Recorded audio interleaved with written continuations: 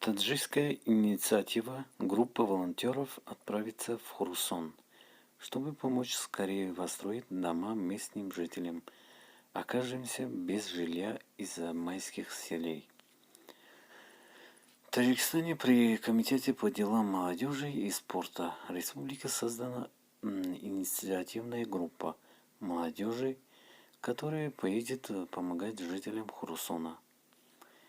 Таким образом, 40 волонтеров общественной организации, последовательно лидеры наций, отправятся на помощь жителям Хурусона, окажемся без имущества из-за весенних паводков, смывших их дома.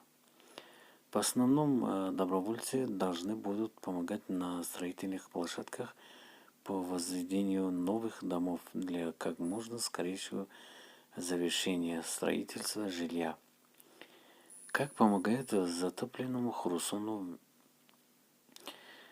Отмечается, что инициативная группа уже не раз оказывала различную посильную помощь жителям пострадавших Хурусона.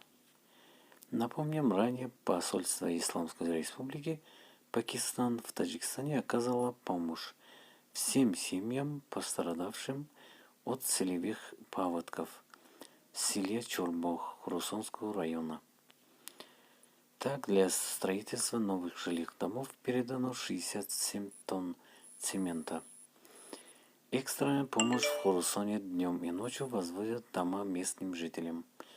Ход проведения восстановительных и строительных работ для пострадавших района взят на контроль правительства Таджикистана. Пишите в комментариях, кто помог, и вы слышали, сколько домов были унесены